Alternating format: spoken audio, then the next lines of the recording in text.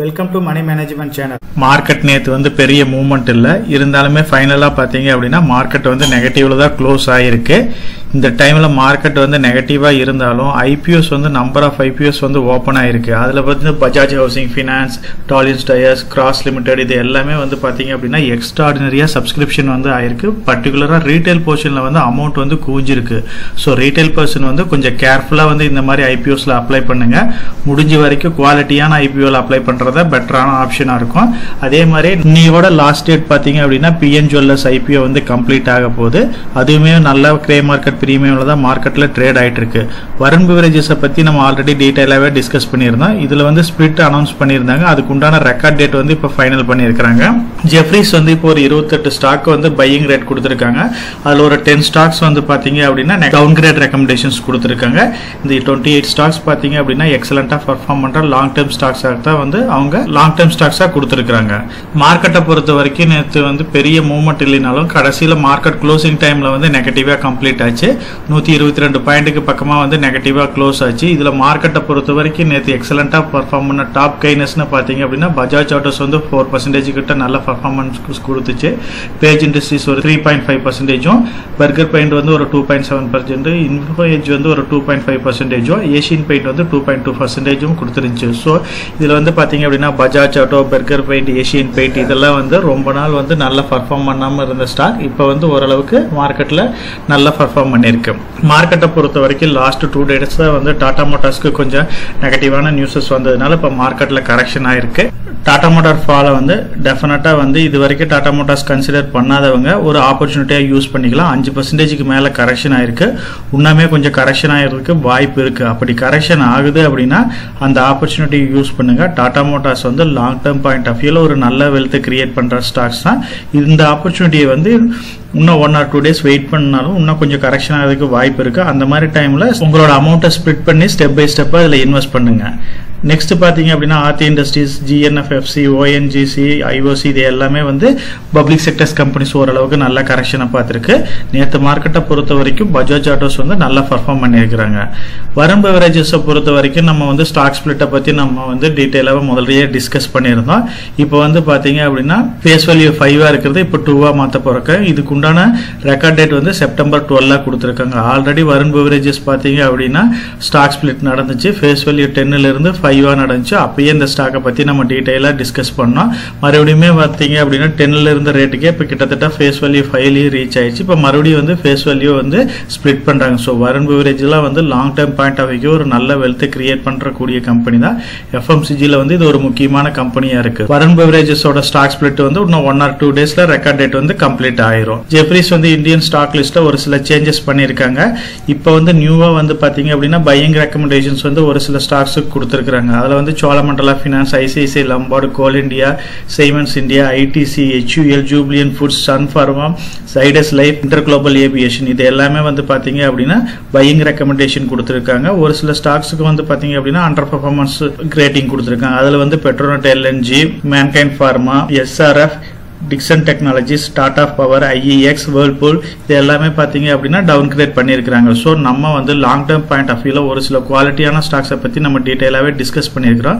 ஜெஃப்ரீஸோட லிஸ்ட்டில் பார்த்தீங்க அப்படின்னா எக்ஸிஸ்டிங் ப்ளஸ் நியூ லிஸ்ட் எல்லாமே வந்து கம்பைன் பண்ணி ஒரு 28 ஸ்டாக்ஸ் வந்து ரெக்கமெண்டேஷன்ஸ் வந்து அவங்க கொடுத்துருக்காங்க. அதில் axis bank, ICICI bank, SBI, Shriram finance, Cholamandalam finance, ICICI Lombard, TVS motors, Mahindra and Mahindra, L and T, coal India, Siemens India, NTPC, JSW Energy, ONGC, PI Industries, Godrej Properties, Macrotech Developers, ITC, HUL, Jubilant Footwork, Apollo Hospital, Sun Pharma, Zydus Life Science, Interglobal Aviation, Ambuja Siemens, Amber Enterprises, V-Guard Industries, Bharati Airtel இது எல்லாமே பார்த்தீங்க அப்படின்னா நல்ல ஒரு buying கால் கொடுத்துருக்காங்க. So இது எல்லாமே வந்து ஃபண்டமெண்டலாக ஒரு குவாலிட்டியான கம்பெனிஸ் தான். மேக்ஸிமம் கம்பெனிஸ் வந்து நம்ம டீட்டெயிலாகவே டிஸ்கஸ் பண்ணியிருந்தோம்.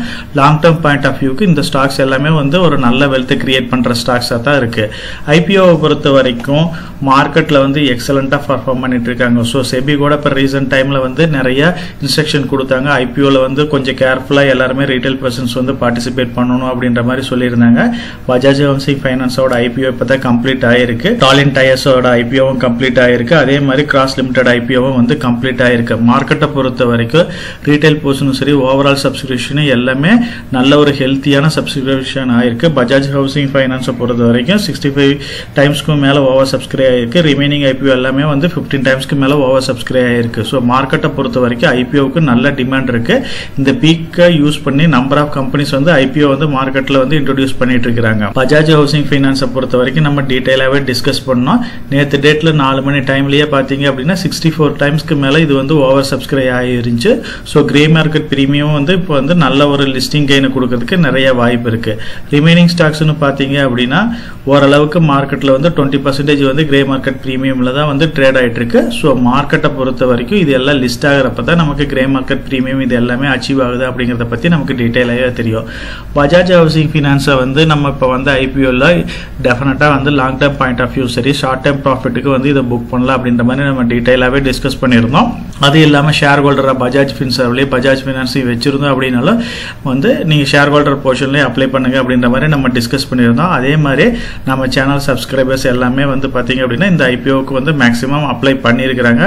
அதுக்கு வந்து பாத்தீங்க அப்படின்னா நிறைய ஷேர் ஹோல்டர் பேட்டர்ல வந்து எப்படி அப்ளை பண்றதுன்றது நிறைய டவுட்ஸ் கேட்டிருந்தாங்க. ஸோ அதுக்கு பாத்தீங்க அப்படின்னா என்னோட டிமேட் அக்கௌண்ட்லயே வந்து நான் வந்து லைவாவே அப்ளை பண்ணி ஒரு டெமோவே காமிச்சிருந்தேன். ஸோ எல்லாருமே வந்து அப்ளை பண்ணியிருக்கிறோம். கிடைச்சிச்சு அப்படின்னா நமக்கு வந்து ஒரு நல்ல ஒரு ஆப்பர்ச்சுனிட்டியா தான் அதை பார்க்கணும். ஏன்னா வந்து லிஸ்டிங் கெயினும் சரி லாங் டேர்முக்கு இது வந்து ஒரு நல்ல ஒரு வெல்த் கிரியேட் பண்ற ஸ்டாக்ஸ் தான். லாங் டேர்ம் ஒரு பெரிய லாங் கேப்புக்கு அப்புறம் பாத்தீங்க அப்படின்னா பஜாஜ் குரூப்ஸ்ல இருந்து ஒரு ஐபிஓ வருது.